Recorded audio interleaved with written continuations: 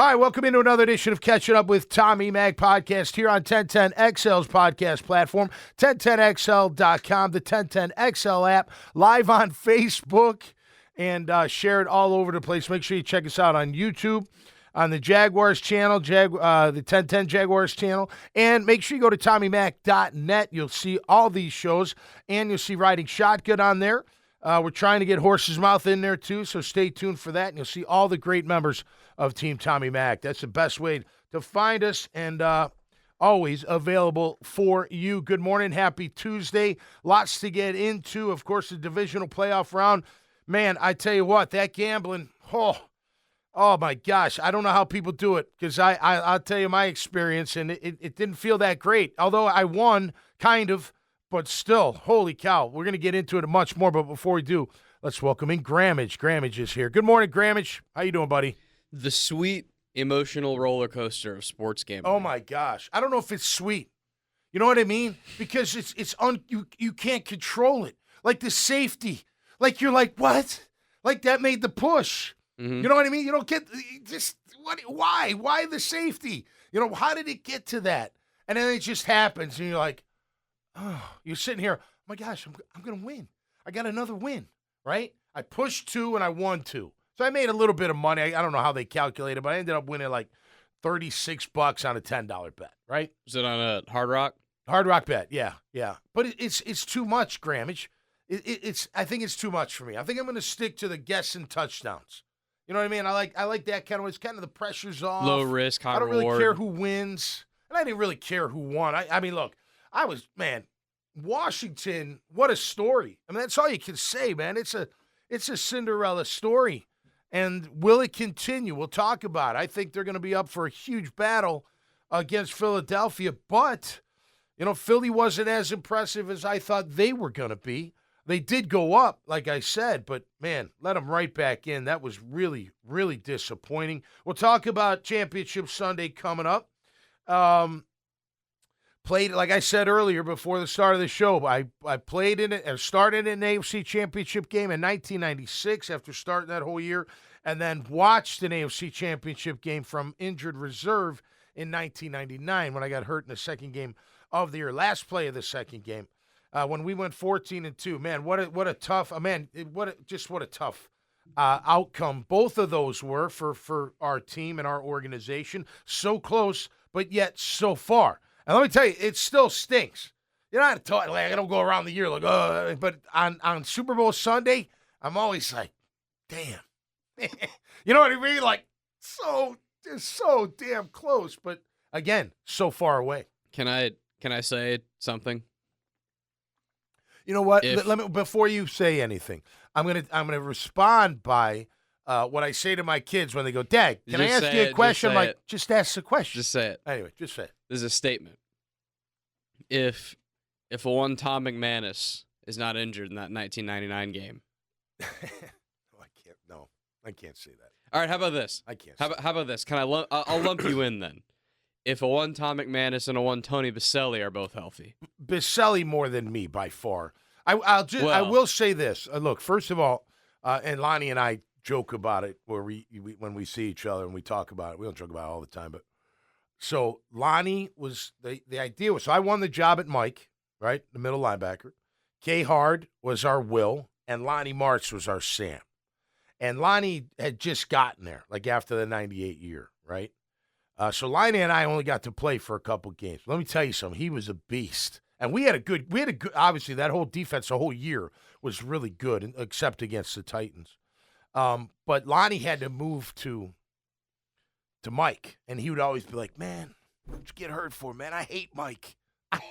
I hate Mike. There's too many people around. You got to, because it's muddy in the middle. You know what I mean? On the Sam, it's still muddy, but not as muddy, right? Because you can control maybe the one side of it being the force or the containment or what have you. Will, you're more of a free roamer, so, you know, you can go in and out. You can scoot around. You can do what you need to do. But, Mike, you're kind of like sifting through all those big fatties and all on both sides of the ball, trying to find that football. Tell me if I'm wrong. So, no, I wouldn't say that. But tell me if I'm wrong. Yeah. If I get to have you in the middle, I get to have you at Mike at the controls, and then I have Lonnie and I got K-Hard on either side of you, my chances to stop Steve McNair from running all over the place slow down dramatically, right? Yeah, I don't know. That's like crystal ball stuff. We can't do that. I will say this. I felt really good before I got hurt, and we were playing some good football, even against Carolina. That was a pretty good game, and we just beat, if you remember, San Fran in the opener like 40-3 with Steve Young. You know what I mean? So we were on a good run, but nonetheless, Lonnie came in and kicked ass. I think he led the team in tackles. He was a total stud. So I can't say that. But Selly, for sure, just I forget who replaced him. Oh, Todd Fordham replaced him. Did an okay job. Todd was a tough dude. Still is. But he filled in for Baselli. But Baselli is Baselli, of course. All right, so we're going to get into Championship Sunday. We'll look at the games a little bit. We'll talk briefly about the divisional playoff round. I like on Tuesdays, there's no, I got to go to a show. You know what I mean? So although we don't want to go on forever, we'll try to keep it to a certain amount. I love that. I don't have to worry about that. We'll talk about Jags coaching search as it continues. Second interview requests are in. They happen today. 3 of them do. And as far as I know, leading up to this show, that's the only 3 they have scheduled as of yet. A lot of guys went through the first round. 3, well, I'm sure they wanted Ben to come back. He goes with Chicago. We are going to talk about that. I know a lot of people are very upset about that. And we'll get into it. I get it, I guess. I don't know. We're gonna get into it. Let's see. Oh gosh, where was I at? Oh, I'm gonna mention the second team All-Pro. Let me ask you this, Grandma. So Logan Cook, Ross Matisic, both All-Pros once again. Second team, right? What do I see out of Ross Matisic? He snaps the ball phenomenally. And he's one of the first guys down on punt with his hair on fire and wants to make a tackle. I mean, is just dying to make. Am I wrong? No, I'm not wrong. Well, he played linebacker in college, I know too, that. So he's a good athlete. I know that. I know all these things. But I'm trying to talk about the attitude that guy has. The whole team should have the attitude of a Ross Matisic running down on punt coverage because he is an animal trying to make a tackle, trying to make things happen. Logan Cook, one of the best punters in all of the NFL. Correct? Correct. Okay. Is that talent and work ethic and attitude, or is it coaching? Because we know the special teams coach has done a great job. His teams have done pretty well overall. I think it's not a coincidence. Heath Farwell, sorry. I had a blank. I think it's not a coincidence that the one unit that seems to go out there with some pep in their step, with a little edge to them, wanting to make a play, is the special teams units. Because you mentioned punt with Ross Matisic. Yep. Daniel Thomas is the same way. DT's, I love him. You know what? Throw him into the mix too, because you need both guys. Both guys like that should be in an NFL locker room. That guy. Love him. That guy, Daniel Thomas. I mean, this is not a knock on him. This is just the facts. He's only still here because of special teams, right? I think he can play safety. Maybe not here, but I think he can play safety. I think he can too, but a 6th-round safety that has never seen the field much would not still be here this many years in if it weren't for the contributions. He wouldn't have gotten that second contract if it weren't for his ability to make plays on special teams. Yep. But it's not a coincidence that the special teams units are the ones where dudes want to hit people. Yep. Dudes want to make plays. Dudes want to change the game in positive ways and help the Jaguars win. And it obviously the other sides of the ball want to do that, but they don't show it as much. Yep. Daniel Thomas and Ross Matisic are perfect examples. Man, they run after people like they caught someone sleeping with their wife. Yeah. They're pissed when they come down the field. That might mean murder. But I haven't seen that. No, right. Where is that attitude ever in Andre Cisco? Yeah. Where is that in Antonio Johnson? Good point. Cisco used to take people's head off. Yeah. Where is that now? I think he got a little heavy this year. Remember how thick he looked at camp? Yeah. Bro, what are you I agree. Creatine? I agree. For breakfast? But that edge it only seems to be with one unit. Yeah. And that can't be. It can't. It's got to be ignited. And who ignites it, Look at the teams that are going to be playing on Sunday. Yep. All of those teams, if you watch them play, Watch the Eagles' offensive line wants to humiliate you. Yep. They want to embarrass you. I will say the Rams D line held up there, and too bad the rookie Braden Fisk got hurt. He was doing all right. Guy led the league in interior sacks for a rookie at 8.5. What a great pick he ended up. Talk about a high motor guy. Love him on my team too, but he went down. That hurt him. But Philly's O-line, they look impressive. Holy cow, they're massive, except at center. He's a good size, kind of like Kelsey was with the rest of the guys when he was playing. But they got worked a little bit by that Rams defensive line. Can the Washington D-line work them a little bit is the question, because they came up big against Detroit. And Detroit, man, I feel for you. You thought this was the year. You had a great year. You didn't finish the year the way you wanted to. Washington's they just got a little something magical. You know what I mean? Now there's this is the best scenario. They're like, we can beat them. We know, who cares what happened in the past? We can totally hang with anybody now. Look at us. I mean, look, when we beat Buffalo, we were like, wow, we beat Buffalo. And then we beat Denver, and we're like, holy shit. We beat Denver. Now we got to go. We can beat New England. We were looking at Green Bay going, man, we hope we match up with Green Bay. We thought we matched up well with them because they were a power running team, play action pass kind of team, and that was our kind of offense that we like going against. You'd have beaten Denver in the Super Bowl. You'd have beaten Green Bay in the Super Bowl. It's hard to say that, but because they made some spectacular plays. I believe you would have. The rise in the Desmond Howard, 2 Jaguars, by the way, earlier in the year, score in the Super Bowl and win a Super Bowl ring. How about that? I wonder if that's ever been done before, other than that year. 2 players from the Jags go to the Green Bay Packers after they get cut here. Yeah, that's crazy. And end up catching or making touchdowns in the Super Bowl. That's pretty impressive. I think I just something I noticed. Tell me if you noticed this when I was watching it was the first game this weekend. It was the Texans and Chiefs game. Yep. And it was the Texans were doing it too, so credit to them. They didn't have a great year, but they were in the divisional round. Yeah. Something that I noticed with them, Tommy, is I heard pads popping. Listen, they play with their hair on fire, that for was sure. Physicality, man. Collisions. Nobody was backing down. That defense was flying. Both teams. Nobody was backing down from anybody. Joe Mixon's running into people. The Chiefs are fighting. It was just pads popping. Physical all game. Yep. When I watch our team, when games are like that, we fold. Yep. Oh, we've had since House of Cards.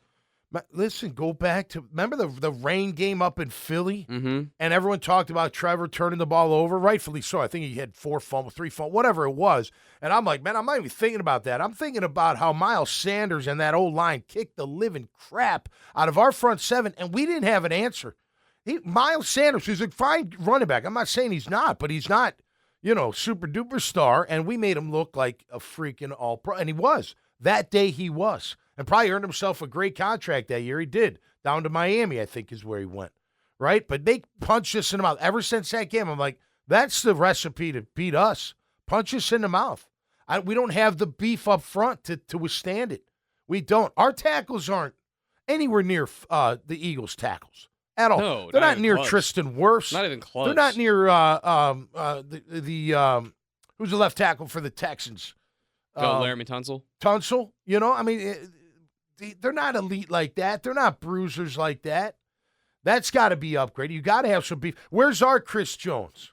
Right? Eric can be that when he plays inside, and now that he's going to, man, it's great. I'm glad the light bulb came on, but maybe he could be some of that. I still think, and I'll say it till I'm proven wrong, but you give me 41, 91, 94, and 44 as my front D-line, my 4 defensive linemen 90% of the time on the field, I'd take that risk all day long, or I'd take that matchup all day long. I think they could be a formidable defensive line in 2025. You have that. And they should be. You have that as your starters, and you have to go get a third pass rusher. Yeah, without a doubt. Without a doubt. Hey, by the way, I know he didn't have a great ending here, but Dante Fowler Jr. is still rushing and hitting the quarterback.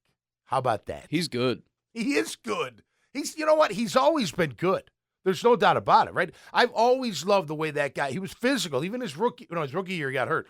Right? Didn't he get hurt his rookie year? He tore his knee. His second year, though, even though he wasn't making a ton of plays, he had some vicious collisions like guys like decleating guys and whatnot in the run game and that kind of thing. He plays with a ton of fire. Well, remember at the end of his time here, there was kind of that bad blood between he and Yannick Ngakoue. Yeah, they fought during training camp. And love it. Well, now I mean, out in the field is just different than in the locker. Like fighting in the locker room compared to fighting on the field. You know what I mean? Yeah. But still, well, I don't know. Well, Makes me Yannick, laugh. Dante's still making plays deep in the playoffs on good teams. Yannick can't find a squad, man. Look, Dan he feels Quinn like he's played for the whole NFL since he left here. Brought him from Dallas. Yeah. Dan Quinn said, come with me to Washington. I need you to be one of my guys, and he's been one of his guys. They got a nice D-line. But they drafted well for that D-line over years. And it goes back to the same thing, man. They got dudes with edge. Yeah. They got dudes with some fire. And you just can't. I'm with you. I mean, in 22, when we got on our run, we had that. We had dudes with fire. Arden Key had edge. Yeah. Rayshawn Jenkins had edge. No doubt. It can't Those guys ended up having good years. And I think after they left. I think it has to be and I think you would agree with this. Like, you need a couple dudes that'll mix it up, that aren't scared to fight. Yep. It can't be the whole team, obviously, right? Because that's chaos. No, right. But you need like a couple dudes that'll mix it up. If you're a little flat that day, we'll mix it up with somebody. And I believe Mason Smith is that. I do believe he has that in him. I believe Ventrell Miller has some of that. I think he's a fiery guy that wants to hit somebody and get after it. I don't know how. I mean, I think Trayvon and I think Josh from most of the time is like that. I think Trayvon's like that all the time. I think Eric inside can be that. I hope he, the switch flips and he becomes this dominating force like a Chris. I mean, Chris Jones is different. Now, Chris Jones can line up at end and be effective as opposed to Armstead. And good against the run, but can never get to the quarterback in time. Chris Jones, he's unbelievable from the end. He can get on the edge and beat pretty much any tackle. He can get inside and beat pretty much any guard, pretty much any center. I mean, that guy, when he wants to make a play, and he does most of the time, he's he's faster than Eric. Oh, yeah. So he closes that gap very quickly between he and tackle quicker. Yep. With Eric, man, it's like Eric obviously has pass rush moves and knows how to beat pass pro. His issue when he plays end is he's too slow. Yep. It takes him too long. It takes him 2 full seconds to get from the line of scrimmage to because the tackles are obviously play a little bit off. Yep. It takes him 2 seconds to make contact. Yep. So even if he beats him, the ball's out. Yeah, the ball's out. It doesn't matter. Quick. Well, that's why he's going to move inside, and that is going to happen. So it should be a good weekend. I'll break it down Friday from actually I'm staying at the Ritz-Carlton. How about that on Lake Oconee in Georgia for my speaking engagement. I'll tell you all about it when I'm up there. I promised I wouldn't promote it prior to, but when I get up there, I'll be able to promote the heck out of it, which I will. But we'll look at the games. Washington at Philly. Philly right now is 6.5 underdog, and over under at 47 and a hook. Buffalo at KC. KC get a 2-point favorite. Sorry, they're 2-point favorite. Over under is 47.5 as well. Feels a little old school with these teams, especially Washington in there. You know what I mean? Washington, man, if they can pull it off, I think they could pound the rock on Philly. Philly had a tough time stopping, and he's good. I like that Kyron Williams. I like how he jumps around and he's tough inside and can break it. He had some big runs. I tell you, back to the Philly game, and I was texting with my father-in-law, who's a huge Philly fan. I can't stand. You're up 28-15 with 4 minutes to go. And you go in this, I don't want to, it might have been prevent, I don't know. You just go in this, let them catch it, don't let them beat us deep, and go right down the field. Now, you may sit there and be like, well, it's a way to run off the clock, although if they use the sideline, they don't waste too much time. But I don't get that. We did that. That's why I brought it up, too, because Miles Jack wasn't down anniversaries today. By the way, I think it's been a curse on our franchise ever since it happened, because to me it's like an excuse. Like, that could have contributed, no doubt. And yes, we were taking the lead, but guess what? Our coordinators went Very conservative on both sides of the ball. Their backsides both got tight, and they let Tom Brady. I mean, the 4th and 18, 3rd and 18, or whatever it was. I mean, it was ridiculous. It wasn't just that play. They went right down the field because we were playing off. It's that whole, okay, we got the lead, protect the lead, and we're going to play off and keep everything in front of us. You take away, well, what if the guy breaks a tackle? Or what if, I get free or somebody gets free or what have you? Why not play what got you there? I could understand if it's 2 minutes, you got to play 2 minutes. That's a little bit different. But 4 minutes, there's a lot of time. They get the ball back, and they had every chance to beat you. You're only up by 6. If they score there and kick the extra point, you're down by 1. Maybe you go, maybe you don't, maybe it's over. I just don't like that way of thinking, man. Keep doing what you're doing to that got you to that point. And then maybe at some point let up, but I don't know, letting them right away, just dink and dunk down the field, pitch and catch. I was going nuts. Now, granted, I had money on the game, in all full disclosure. The truth and comes that made out. It, right. The truth comes out, and Tommy. that made it push. I'm like, what are you doing? Tommy, you're one of us. You're one of us. It bothers me. Well, it really does. I do think as a defensive as any coordinator or anybody that's calling plays, I think a simple trick that could help a lot of people that get in those situations. Yep. You have to think to yourself, what does the opposition not want me to do? Yep. What they don't want me to do is what's been killing them all day. Right. They don't want me to keep pressure on the QB, getting after him. It's cold. Yep. It's snowy. I'm getting after Stafford. I'm harassing him. He's fumbled twice. Mm-hmm. That's what they don't want. What they want is for me to only rush 3 or rush 4 sit back and sit back. Apart. And let Puka and Cooper Kupp and Higbee do their thing. That's right. That's what they want. Yeah. So why would I do what they want? Right. No, I agree. Why let them right back in? Why? That just doesn't make a whole lot of sense to me. But they held on to win that game. Of course, Buffalo and Baltimore. What a game. What a nightcap. You got to catch the ball. It's right there. But other factors, that ball, listen, that's what I made a comment on. Like, first of all, an NFL ball is massive if you've never held one. Like, it's bigger than a college football. It's pretty big. I mean, I've got decent-sized hands, but it's still big. I have them at home. I'm like, man, this thing's big, and it weighs kind of weighs a lot when you just kind of play around and like you're throwing it. And when it's full, it's hard to really, that's why some guys, based on their hand size, they put it up higher on the ball or lower on the ball, so they can throw it better, depending on how big or how smaller their hands may be. So the catching the ball, you got to catch the ball. So I'm not that, but the quarterback's trying to make it. I mean, Jalen Hurts, that one fumble. I mean, I don't know if he was trying to be careless. I think he was just trying to break away, and it just slipped right out of his hands. I don't even think the guy hit his hand. Might have hit his arm. Then Stafford had a couple fumbles. My point is that ball is so freaking slick. It's hard to not mishandle it. Even simple things. Like just trying to run with it, to get out of the way, and because of the conditions. The conditions definitely played a factor, but you don't change it. It is what it is. I don't care that the Rams have no idea what it's like to play in snow. So what? Too bad. Guess what? When it's wicked hot in September and my team from up north is dying and you got us in the dark jerseys, you don't feel sorry for me, so I'm not going to feel sorry for you. So I don't want the condition thing. I know a lot of people, that's not fair, whatever. Football, first of all, football was originally made to be played outside. Now, you can't always play outside. I get that. But I like those elements. I do. Well, think back to the Jags in week 1.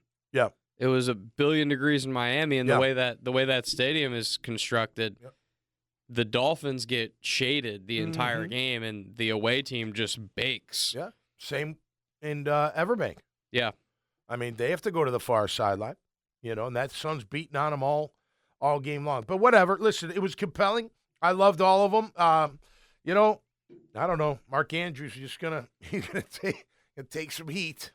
Take some heat. Rightfully so. You got to catch the ball.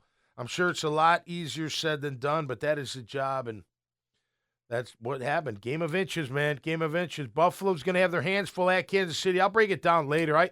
My initial with the points involved, I'd probably take Washington in the points, and I'd probably take Kansas City. Who's given up 2, I think Kansas City's going to beat Buffalo. My initial reaction is, I don't think with the fact that they always beat Buffalo play a small part and in it's that. back in Kansas City, and I don't know. I think there's some that Bills defense. There's some issues with it. This iteration, the Mahomes, Josh Allen iteration of these teams, Mahomes is 3-0 against them in the playoffs. Yeah. Well, look, if you look at KC against Houston, man, it was really the Kelsey show. I tell you, I got to give that guy credit. I do, man. He still plays with that tremendous fire. That's what it takes. Don't you want a football team just filled with fire? Gosh, come on. Like, it's the greatest job in the whole world. I mean, if you play football, some other people may think different, but if you're it's like the greatest job, man. The life, the game, the money, the lifestyle, it's the best. How can you not want to just be great at it every single time so you can go to these big games and your city can go crazy over you? And then you treat them, it's great. The Texans not having a better plan for Kelsey was head-scratching. Yeah. Because you got to make you have to, especially with their receivers and everything, you got to make somebody else beat you. You got to make Xavier Worthy or one of these other guys beat you, because we saw it with in Baltimore with Mark Andrews. The Bills got to a point where they said, okay, you're going to have to throw the ball. And Andrews is normally a great player, but he made two crucial mistakes that killed him. Yep. Versus Kelsey, if there's one thing we know about Kelsey, it's in big moments, he ain't going to screw up. He's a gamer. He's a total gamer. And he ain't going to mess up. No. He's going to be in the right spot. Yep. He's going to catch the ball. Yep. And he's not going to fumble. Yep. And if you had made Xavier Worthy make plays in that spot, then maybe he fumbles the ball, maybe he drops it or whatever and throws you a bone. Right. Who knows? It's the playoffs. Like, people make mistakes, whatever. Right. But, I mean, if there's two people that are not going to throw you bones, it's Mahomes and come on. Yeah. It drove me nuts when the Jags were up there. Well, I'm going to take you back to 2022. I mean, come on, man. First of all, you can't cover him one-on-one. No. You can't. You got to double. No. You got to double. And they didn't. They let him roam free. And Al Shahir had a tough day. They all did. I mean, Kelsey and Mahomes basically did whatever they want. And I think it's going to be tough. So what do they put Milano? Milano can't handle Kelsey. He cannot. They tried that last time. Do you remember that? Kelsey ate him up. You got to in and out him. You got to double team Kelsey. But you know what? Knowing the Chiefs, they'll figure it out. Well, somebody else will have a big game. They know how to spread those big games out. Kelsey will still do his thing. So will Mahomes. I don't know. I tell you what. I know what I'm doing. I'm playing rock, paper, scissors on the sideline to go against Jawan Taylor. If I'm a defensive end for the Buffalo Bills, I want that side. So that guy, he's his sorry to cut you off. His penalties all year, I know, insane, and he does kick back way early. I know. If I was a coach, I'd be like, line judge. Come on, look at him. Yeah, look at him. He keeps doing it. They get him to throw the flag. So something that actually, I can't believe I'm taking the Chiefs' side on this, but there's something that does bother me. There's this narrative out there now that the Chiefs win all these games and win all these playoff games just because the refs are in their back pocket. Oh, yeah. And it's not true. I mean, watch the games. Yeah. Like, look, I would love to blame something else on the Chiefs winning as much as anybody. I don't want them to win all the time. Yeah. Trust me. But this idea, and for D'Amico Ryans to come out and say we knew it was going to. Is the NFL going to fine man. him? Are they going to fine him for that? They should. You are not supposed to talk publicly about the officiating. I mean, shut up and take some accountability, bro. I mean, come on. If that was my coach, that would have pissed me off because the players did it too. I think Joe Mixon said they all it. did. They all did. Like, come on, man. Like, did the refs make Kaimi Fairbairn play a horrendous game? Yeah, right. Did the refs have your offensive line getting C.J. Stroud killed every single play? Yep. No. Okay, so here's what happens with the Chiefs. Does Mahomes get a call that other quarterbacks wouldn't sometimes? Yep. Sure. But the reason that it feels like they get all these calls is because if they ever do get a call, which other teams get calls all the time too, by the way. If they ever do get a call, they make you pay immediately because they're that good. And if you make one mistake against them, you're screwed. Yeah. Right? Versus like the Jags got calls throughout the year But they don't make anybody pay for them, so you don't notice. No, right. Well, first of all, quarterbacks are going to be protected. Look, I was thinking about, I was going to do it yesterday, and then my ADD kicked in, but I was going to send out a post on Twitter tagging you about our talk about inadvertent helmet down. Inadvertent needs to be brought into these penalties. It's 5 yards, and it's not an automatic first down. He didn't mean to. Now, I was more upset about the second one that they called it, not for Mahomes. You can't be jumping around, avoiding, blah, blah, especially behind the line or near the line of scrimmage, and then just go down and I got to somehow pull off at the last second. I agree with that. That's bullshit, man. I'm sorry. I agree with that. Get your ass down or you're a running back. And if you're a running back, I can hit you anywhere I want. I agree with that. I don't like that call. The first one, I think they did hit helmet to helmet. That could have been an inadvertent, just 5 yards. Yeah. Not first down type. I agree with that. Like the way that Mahomes does clearly try to bait those penalties, like that needs to be taken care of somehow. That second one, he was trying to juke, trying to dance, and then he's like, oh. 100%. It goes down. You got to go head first then. Or the one later that they thankfully they didn't call it, but later in the game, hey Patty, it was a third and long. It was like 3rd and 15 or something, like going into score. Yeah. And Mahomes was clearly not going to be able to throw it, or they weren't going to get anything. So he like really slowly creeps out of bounds, takes one step out of bounds, and then flops. Right. That's a problem. That there's two sides to this coin. The Chiefs did not win because of the refs, but that type of stuff is BS. Yeah, I agree with that. Well, that one he had 1 foot out of bounds. Right, but what I'm saying is. Yeah. He's trying to bait the defenders into hitting him late. Right. Before he steps out. Right, because 9 times out of 10 with a quarterback just being normal in that situation, they go scramble, they get 3 yards, whatever, and they just run out of bounds, right? And they kind of he tries to extend. He all but stops completely. Right. Waits for the defenders to get all the way up to him. Out. Then he takes a baby step out of bounds and then falls. Right. But, well, why is he doing that? He's trying to draw the foul. Because he falls and then immediately looks at the ref. That's a flop. Yeah, and that needs to be solved somehow. I guess the only way to solve it is just don't give him the call. There's got to be. I don't know how they're going to do this because people are going to get hurt. But it's too bad. It's a violent game. But there's got to be a point in the play when the quarterback is scrambling that he becomes a running back. Yeah, there has to be. And then anything goes now. If you slide with your feet, it's supposed to protect you, but a lot of slides are quote-unquote late. Yeah. They wait to that last second to get down, and then it's too late for me to pull off. Now, I'll share a different story, but I'm just saying in general, you don't realize how fast you're moving, and then all of a sudden you got to try to get out of the way, without getting a penalty, and hit the guy in the face. Or they need to go... If they're gonna do what they're doing now, then they need to play it both ways as well. Like if you're a quarterback, like something that bothers the hell out of me is, and I'm sure as a defensive player this bothers the hell out of you, is when a defensive player will get a quarterback in his arms, basically sacked, and he's dead to rights, and the quarterback is allowed for 3 to 4 seconds to sit there and fight it, try to spin out of it, try to break the tackle, and not get sacked. Yeah.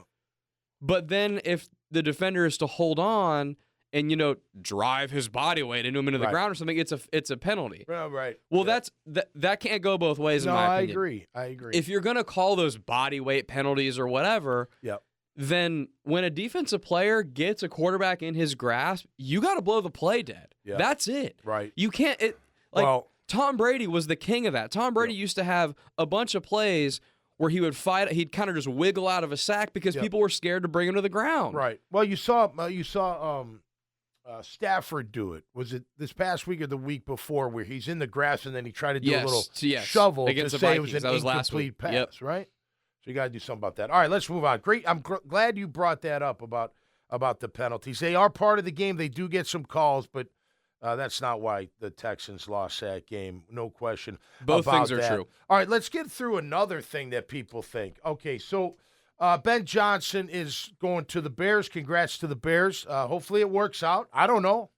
nobody knows. You don't know. I don't care what, team he came from. I don't care. He's never been a head coach. I'm not wishing him bad. I hope it works for him. I hope it works for you guys up there. He didn't want to come here for a second interview. Everyone's quick to say it's Balky, and I'm not saying it's not. But what about Ryan Poles, the GM for the Bears? I mean, a lot of media, a lot of fans were like, he's got to go. We don't want him picking the coach. They got to get rid of him. They got all these things, but Ben doesn't have a problem with him. Now, in fairness, when you meet with the GMs, you may feel more closer to Ryan Poles.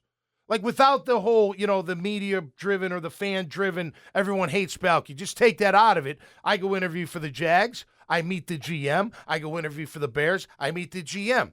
It could be natural. I like the GM for the Bears better. That's okay.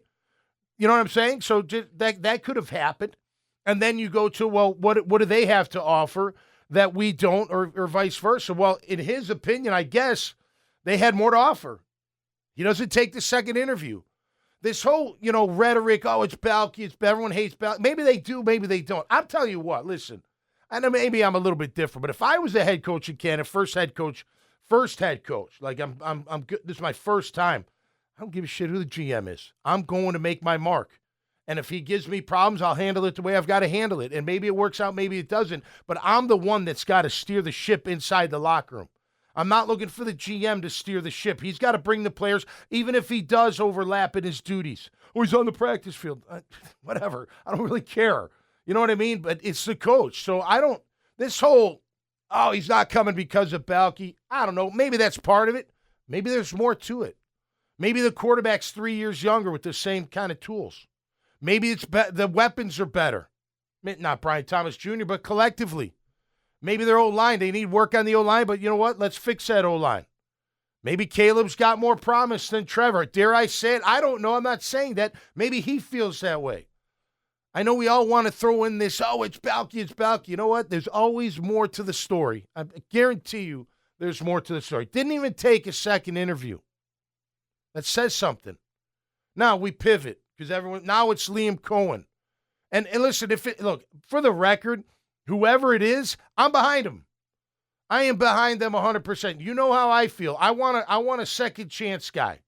I want a guy that's had a run as a head coach, that learned from that experience, and I'm not in the interview, so I can't sit there and say they all learned from their experiences. I don't know. That's what the brass has to figure out. Did they learn? And what did they learn? And how are they not going to bring the negative part of their career, whether it's the Jets or the Dolphins or whoever, into my organization? That's what I got to figure out. And then who's going to be my coordinators and all that kind of stuff. I've said that. I'd rather have, at this point in the Jaguars' career, in their organization career, if you will, I think it's risky to go with the first-timer. It might work out, and I hope it does, and I'll be pulling for that person, whoever that is. But if it doesn't work out, we're back 3 years with a brand-new stadium about to start. I think this hire is extremely important. And it's to right the ship, and it's to get us competitive. Liam Cohen may be it. I'm not saying he's not. I have no idea. You're going by what they did on offense in Tampa, and it's impressive. It is. The last 2 years have been impressive with the Tampa Bay Bucks. But listen, he was the OC for the Rams in 22. They were okay. Now, they had injuries. They had the quarterback, Matt Stafford, didn't play the whole year. Baker only played 5 games. They had another quarterback that played another 5 games. I don't even remember his name. I don't even know if he's playing anymore. So there are issues there. But Liam Cohen was that coordinator. They only averaged 18 points a game in 2022. Now he goes to Tampa, and that gets better, of course. But they've got a lot of good talent in Tampa. One of the best left tackles in the game. One of the best wide receivers of all time in the game. Now they go down. Again, I'm not saying he's not the guy. But to sit here and say, oh, man, look what he did to Baker Mayfield. Look what he did with that offense. Well, there are factors that came into that. And Baker's no slouch. Baker's no slouch at all. I mean, he hasn't been super, incredible. But he's a pretty darn good quarterback. I called him a stud. I think he is a stud in the way he approaches the game. And he's got all the tools. He's got the arm. He can run around. He is a tough guy. I think he's a good leader. Now, with the right play caller, they bring that all together. Yeah, that can that can provide great success, and it did. Can Liam Cohen take that and do that to our offense? I don't know. Can he? Maybe. That's the big question. And that goes for the retreads, too. Sorry to call them retreads. Second marriage guys, you know who you are. You're better at your second marriage. You know you are. The ones that it didn't work out the first time. The men I'm talking about. Typically, men are better their second marriage around because they learned from the first marriage how they didn't do it the right way or whatever. It didn't work out for whatever reason. They're better. It's like that. That's what I'm feeling with my head coaches. Now, it's got to be more than just that. It's got to be what's your plan, who's your coordinators, who we bringing together. Now, if Liam Cohen said, hey, Robert, I know you didn't get the job I did. Would you be my DC? Now, we talked about this. I'd be down with that. You know, you got some head coaching experience on the staff at a coordinator level. You got a first-time head coach who you know naturally is going to ask, you know, if that's the case, Robert questions and, hey, what about this? What about that? That's great. Great to, not that it's the end-all say-all, but a great, you know, sounding board type thing. So we'll just see how this whole thing plays out. I know it felt like everyone was, you know, Ben Johnson or bust. And I'm sitting there going, okay, look, what he has in Detroit on offense, we don't have. So just take that. You got Jamison Williams to Brian Thomas Jr. is a good one-on-one. LaPorta's better than our tight ends. He's a beast. Their offensive line's better. Their running backs are better. And Goff's better. Now, could you make Trevor better like Goff? Maybe. But Goff is a pretty darn good quarterback. Didn't show it in the championship game. I know we'll judge the QBs. We don't judge the coordinator in the championship game. By the way, I like Ben's call, Blake calling in the championship game. The only one I didn't like, and it didn't work. If it worked, maybe it'd feel different. I don't know. They went Philly on us or something. I think that was a little too cute. A little too cute. But other than that, you put up 31 points, you should win a football game. So my point is, look, we don't know how Ben's going to work out even up in Chicago. And even if he does feel that Caleb's, you know, look, he's a little bit younger. I can mold that clay a little bit. He doesn't have bad habits yet. You know, who knows? I don't know. You don't know the evaluation. You know, I'm sure all these candidates called Doug. Doug, what do you think about Trev? What do you think? I don't know. What did he say? I have no idea. I'm sure he said good things about him. I'm not saying he didn't. But that these things do factor in. I know it makes you feel better to say, oh, Balky, it's your fault. Well, I don't think that's the case. I think that's part of it, but I think there's more to the story. If he really wanted to break through and try to figure out Trent Baalke, you take the second interview. You don't say no. So he said no. It's okay. Pivot. Many of you have been the rebound guy out there before. We'll go to the rebound guy. It's Liam Cohen. We'll see. I don't know. The three guys that are in today, Robert Saleh, Liam Cohen, and Patrick Graham, the D coordinator for the Raiders. Sorry, Patrick, I had to look down at my notes. But the DC for the Raiders, who's had a pretty good career overall in his time as a defensive coach in the National Football League. No disrespect to him, but it's down to Robert and yeah. But again, maybe he's part of the puzzle with Liam or with Robert. 100%. I don't know. What if you could get all three? Now, someone's got to be the head coach. But what if you could lure Liam away from Tampa? Yeah. Money talks. You said one thing just now that I agree with, and you said one thing I disagree with. Okay. Well, let me get you on the I agree. So people can I agree with you. I agree with you. I agree on the principle of everybody wants to act like it's all Trent Baalke's fault. There's no other possible reason that Ben Johnson or whoever else wouldn't take this job other than Trent Baalke. And I definitely think you're right, that there's more to the story than just, it's not that simple. It's not as simple as if you had fired Trent Baalke, then every coach ever would be beaten down the door to get the job no matter what. And Ben Johnson would have come here no matter what, and he would have taken this over the Bears and the Raiders without even thinking twice. I think there's kind of this narrative that's what was happening. And I wanted Baalke fired. Yep. I still think he should be fired. Yep.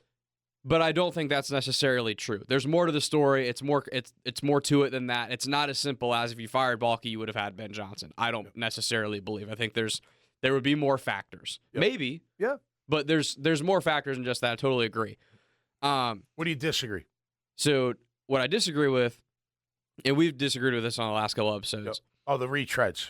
Second marriage. Yes. Yep. Because to me, I just disagree on your main point of it saying that it's too risky to hire a first-time head coach.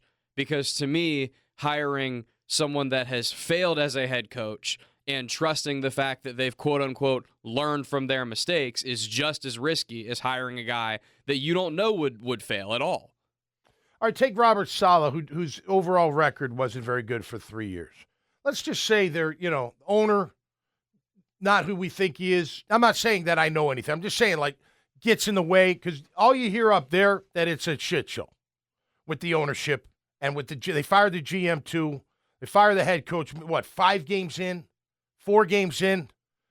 I don't know. So there are factors, right? There got to be. What do you think people are saying about us, though? No, I know, but wait a minute. We do say that, okay, Robert Saleh, not a great track record, win-loss record, but there are factors in that, because we don't say that, but we do say, well, wait, Liam Cohen goes from here to here, and look at what he's done. Well, there are factors in that. Oh, 100%. Yeah. Well, so I'm just saying, so just because a coach has failed. Now, the one that would concern me, doesn't have a second interview, is Brian Flores. I want to know what went. I want to hear from him what went down. I do my own homework from the other side. I'd somehow figure out, talk to the owner. Hey, man, tell me what's going on. Was he really that hard on him? Is Tua being a little bit whatever, or is it legit? Let me know. I want to know. And then I get Brian Flores, and I'm like, all right, Brian, you had a good track record, 1-loss record, because he did, right? You had some issues down in Miami. You had issues with the owner, or allegedly wanted you to tank, and you didn't, so that's some integrity there.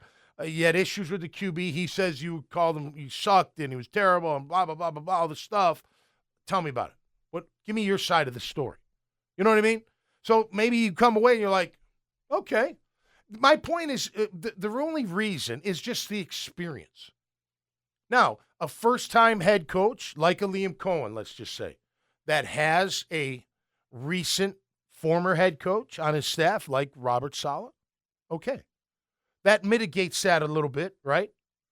If he's going first-time OC, or he's calling the plays and he brings in a first-time DC, you know what I mean? Then I might be like, oh, man, now we're really a project. I'm talking about, there are ways to mitigate that risk, in my opinion. I'm not the end-all say-all, but with that experience, I think you can mitigate some of that risk. I definitely agree with you that every candidate, you can poke holes and have question marks in their resume at some point, right? There's no candidate that has 0 question marks and 0, and it's 100%, can go no wrong with this guy, right? Every single candidate's going to have something that would be a reason to be concerned, could potentially be a problem down the road, right?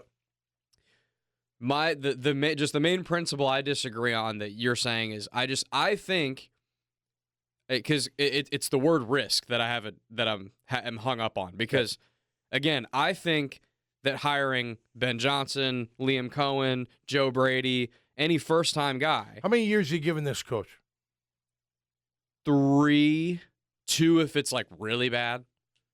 2 if you win 2 games and it's horrendous. In the second year. Yeah. You'd give him a full 2 years. Assuming it's at least respectable, then I think you'd give them a full 3 regardless. But I think what I'm saying with the whole risk thing. Yep.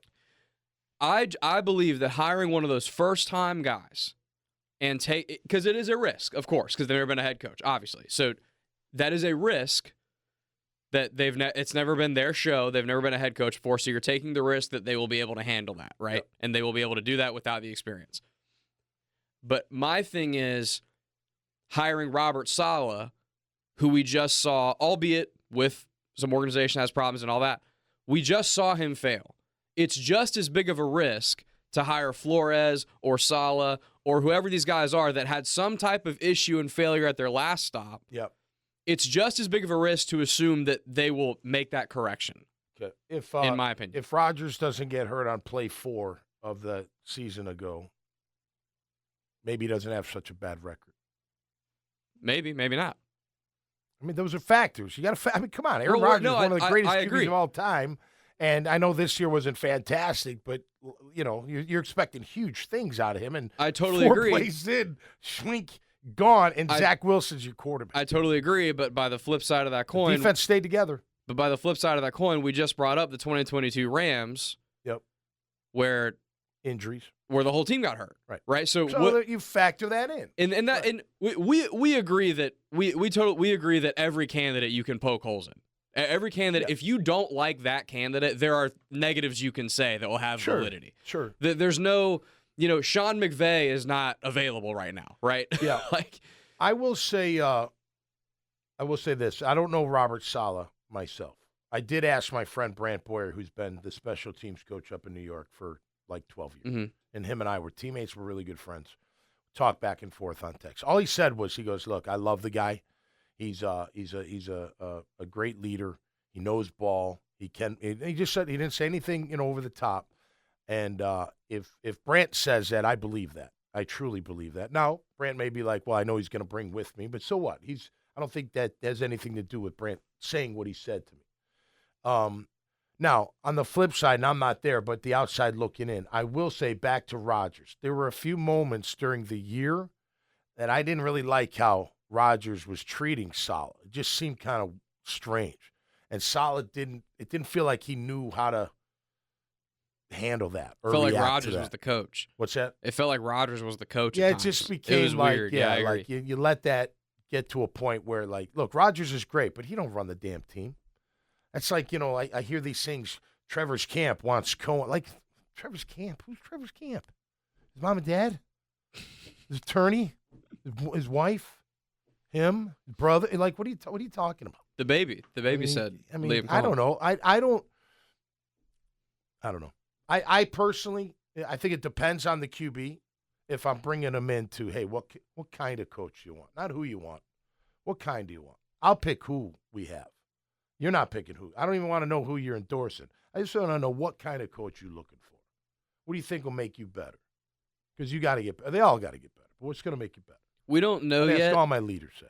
We don't know yet if he'll get a second interview because they won and they're still playing. But what if Joe Brady got a second interview? What would be to me, I would take him over Liam Cohen. I agree. Right now. I wholeheartedly agree with that. Because I still look. And I think you got to do this. And I think with Ben and Goff, there's a comparison, but I think there's comparables. I know people are going to think I'm crazy, but the ones that don't think Trevor's any good. I think Trevor you can win with Trevor. I think he's got to fix some habits. He's got to work on some things. He's got to get better at seeing the field and all that kind of stuff, all right? But I see comparables in Josh Allen. And Josh had the same things. Same thing. Josh had dumb mistakes and inefficiencies and he needed to be honed in. Yes. And so does Trevor. So I would take that experience over Baker Mayfield and Liam Cohen. That's just my opinion. I agree. Yeah, you're right. He's still playing. He can't get a second interview. The question is, will they wait? Will they wait for him? Because what if, I don't know, who else needs a coach? There's about 5 other teams, right? Dallas. Aaron Glenn to Dallas is heating up. You saw that over the weekend. Could they go Kellen Moore? Could Liam become into that mix? That's part of the game you're playing. Like, you look at Ben, like Ben didn't even want the second interview, right? So he's like, Chicago must have done something right. They must have something better, or he doesn't do it. I know everyone's like, whatever, I don't care. But he's like, nah, I'm good. I'm good. I'm going there. That means something. There's something to that. So hopefully we get it right. Again, we don't have to have it right. The Jags have to have it right. And I hope they get it right. You got to win in this town, man. You got to win. You got to get the right players and the right coaches and the right culture. And again, I've said it before. I'll say it again. I think this is Shad Khan's biggest hire. It really is, man. Come on. You're about to go into a brand new stadium in a few years. You don't want to go in winning. Like, I don't care if you win a Super Bowl, but like a contender for the playoffs. You want to go in. Come on, you do. You want that momentum. Guess why? Because those tickets, people will be dying to buy them. And from a business perspective, too, you want to go in when you have your new stadium. You want to go into a season where you're playing Monday Night Football games and Sunday Night Football games. Hosting a playoff game. And marquee matchups, man. And, like, you don't want every game to just be Sunday at 1. No, right. You don't want to be a bottom feeder, man. It's just, come on. You want to talk about record. Shad, come on. You got to fix that record. One of the worst records as an owner of all time, I think. Got to fix it. And I do think it starts at the top. No question. And this was why, about it. Last thing is, I'll be quick on this. Yeah. This was why with the GM thing, like, I agree that there's definitely like more factors than just, Ben didn't want to work with Balky, so he's like, there's definitely more than just that. There's got to be. We're not high school here. What I will say, though, on the flip side of that, I firmly believe that there's exceptions, like I think Howie Roseman in Philly is kind of an exception to that. Okay. Like GMs that have kind of elevated themselves are in a little bit of an exception, but for the most part, GMs and head coaches, in my opinion, for the most part, need to be on the same hiring and firing timeline. Mm-hmm. And they need, because that mitigates a lot of the politics they'll play against each other and a lot of the BS and a lot of the, it's actually his fault or whatever.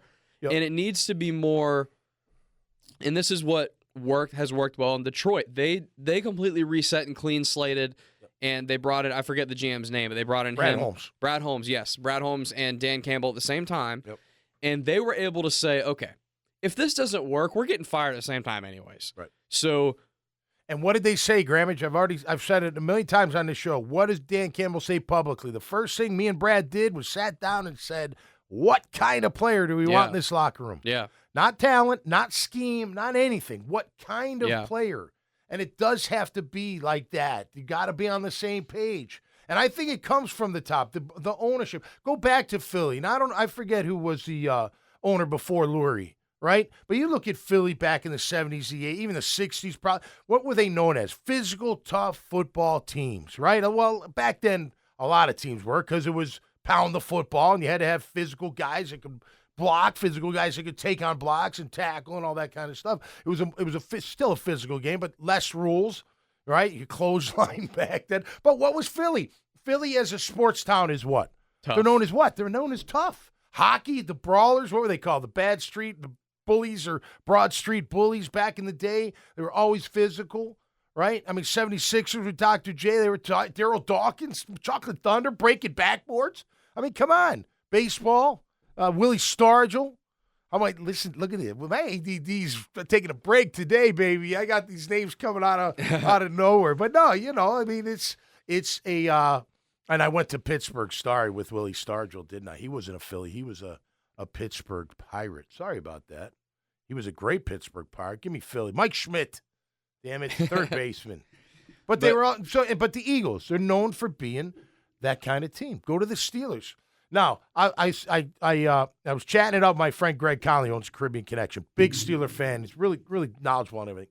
We're actually going to do a show together. But he's like, look, Tomlin is 4-17 in the playoffs. I was like, really? He's like, they haven't won a playoff game since 2008. He inherited Ben. Ben had won a Super Bowl. We have not, and out of those haven't won a game since 2008, but been in playoffs. I guess look that up, but he said 4-17. He's won 4 games, 4 playoff games in his career. If that's true, I don't know, man. That's I get that. Although we take Tomlin in a heartbeat, I think down here, but nonetheless, it'll be interesting. What happens with them. This show brought to you by Team Tommy Mac. I love them all. Make sure you check them out, please.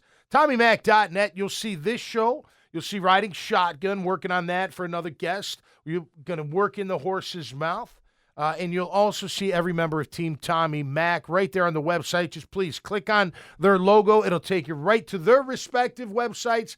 And they are all fantastic. Always there for you when you need them. Might not need them right away, but you'll know when you do, because they'll be there for you. They do it right every single time with integrity and with empathy and with kindness, and that's why I love every member of Team Tommy Mac. Chris Lucero's Bail Bonds, Carpet Man Flooring, OVP, Morgan & Morgan for the people, Fields Cadillac, J-Dog, Junk Removal and Hauling, Azar Sausage, Newmark Phoenix Realty Group, Commercial Real Estate, Freedom Finance, .LLC. Make sure you check them out. Salt Air Inn and Suites, Code Ninjas, and Family Tradition Specialty Foods, home of Coconut Joe's. And at this time, listen, I normally don't have a lot of attrition on the show or on Team Tommy Mac. Michael Nickus has to take a break for various reasons. It's all good. I wish Michael nothing but the best. He has been my agent for a long time, and he still will be. He's a good man, so make sure you check him out. But he'll be removed from Team Tommy Mac. He may come back. We'll see. But I do offer exclusivity, and we'll just continue to carry on. But thank you, Michael Nickus, State Farm Agency. And, Mike, you're the man. Appreciate you, buddy. Appreciate the support. Was a supporter for a very long time, and I know he still does for sure. All right, yeah, back to real quick. We'll talk back to the other remaining candidates that are still in. What about Spagnuolo? 65 years of age, gets his defense ready to play, has had head coaching experience, but it's been a long time.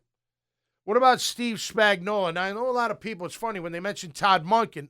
Too bad he wasn't 10 years younger. He's not. He's only 58. I don't know. I could relate to young players all day long, and I'm going to be 55. I don't think that's that big of a deal.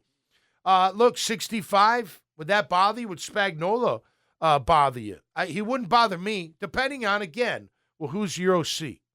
Who are you bringing in? Is there somebody on Kansas City's staff that's worthy of bringing in? You know what I mean? I don't know. Who's the quarterback coach? Who's the O-line coach? Who's whoever?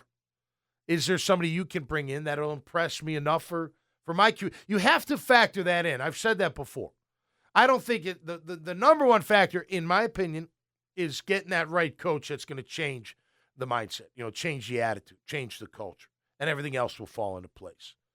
But you do have to factor in Trevor and how we're going to make him better, make him more comfortable. Of course, we got to protect him.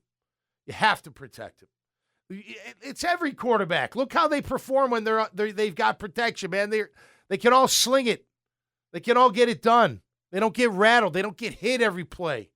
You drop back and you're trying to get a pass off and you get drilled. Guess what? After like one or two times, you're like looking for it now. And it just totally screws up your game. That goes for any quarterback. Even Mahomes. You've seen him get rattled when they get after him. He somehow works his magic most of the time.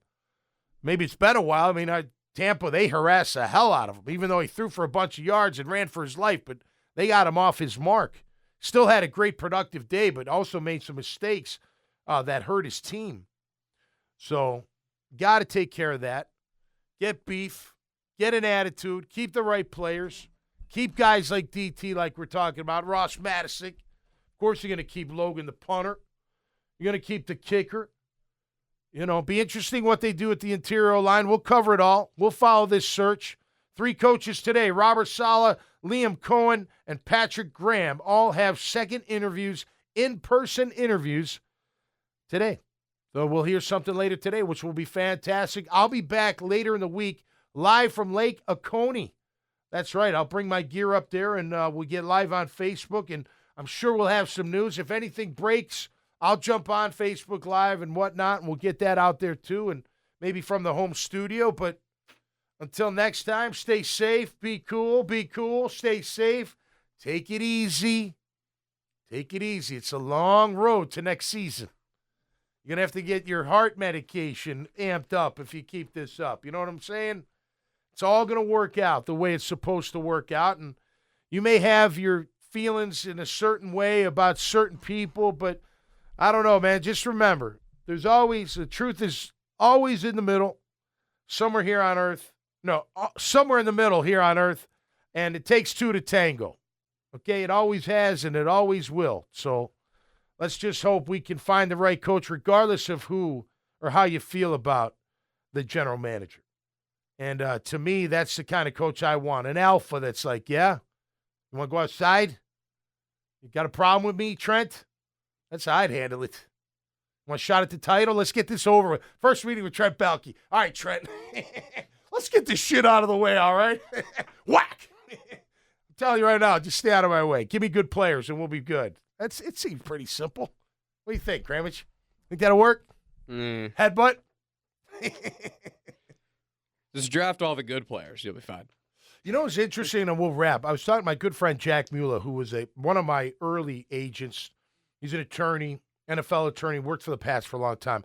He told me about a week ago, he's like, Tommy, 15 years ago, they would keep the GM through the draft. And then there was black, whatever day that was, after the draft, and teams would cut their general manager. It wasn't that long ago where that was the way they did it. And he's like, it's ass backwards. I get it, but it's been done before. So I don't know what's going to happen. I don't really care. Because to me, as a former player, I care who my coach is, but I know what I got to do. And if I didn't have a good year last year, man, I'm already in the gym. I'm already doing my extra workouts. I'm already taking care of my mind, body, and soul, getting ready for 2025. There ain't no break. Maybe a week or two, go vacation and get fat for a little bit and then come back. But it's go time. If I'm a player on this team and whoever they bring in, whatever, I'm here to play, and I'm going to play whatever position I got to play and play to the best of my abilities. Those are the kind of players we need in that locker room. We have some. We need more. All right, till next time, stay safe, be cool. Be cool. Stay safe. We'll see you right here on Catching Up with Tommy Mack. Peace and love, everybody. Thanks for listening.